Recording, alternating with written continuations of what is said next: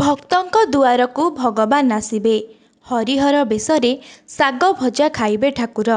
ଠାକୁରଙ୍କୁ ଶାଗ ଭଜା ଖୁଆଇବେ ପରମ ଭକ୍ତ ବିଦୁର।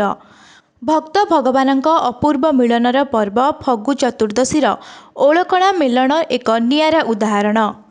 ଓମକାର କ୍ଷେତ୍ର ଭାବେ ଖ୍ୟାତ ଦ୍ୱାପର ଯୁଗର ଐତିହାସିକ ମନ୍ଦିର ଡେରାବିଶ ବ୍ଲକର ଏଣ୍ଡର ରତ୍ନ ବଟର ଭକ୍ତ ବିଦୁରଙ୍କ ଗାଦିରେ ଓଳକଣା ପ୍ରସିଦ୍ଧ ମେଲଣ ଆୟୋଜିତ ହୋଇଯାଇଛି। ଆଳି ରାଜାଙ୍କ ରାଜୁତି କାଳରୁ ଆରମ୍ଭ ହୋଇଥିବା ଏହି ମେଲଣ ହଜାର ହଜାର ବର୍ଷ ହେବ ଜାରି ରହିଛି। ପୁରାଣ ବର୍ଣ୍ଣିତ ବିଦୁର ଗାଦିପୀଠରେ ଶ୍ରୀକୃଷ୍ଣ ଓ ବଡ଼ଠାକୁର ବଳରାମ ହରି ଓ ହରଙ୍କ ବିମାନ ଏକତ୍ରିତ ହୋଇ ହରିହର ବେଶରେ ଭକ୍ତଙ୍କୁ ଦର୍ଶନ ଦେଇଥାନ୍ତି ଓ ଶାଗ ଭଜା ଖାଇଥାନ୍ତି। 256 ବିମାନ ଓଳକଣା ମେଲଣରେ ଏକତ୍ରିତ ହୋଇଥାନ୍ତି।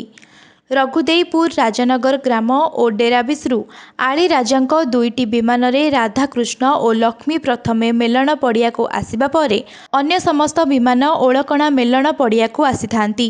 ଭଜନ କୀର୍ତ୍ତନ ସମାବେଶ ମଧ୍ୟରେ ମେଲଣ ଆରମ୍ଭ ହୋଇଥାଏ। ପାଖାପାଖି 20ରୁ 30 ହଜାର ଭକ୍ତଙ୍କ ସମାବେଶ ମଧ୍ୟରେ ମେଲଣ ଅନୁଷ୍ଠିତ ହୁଏ।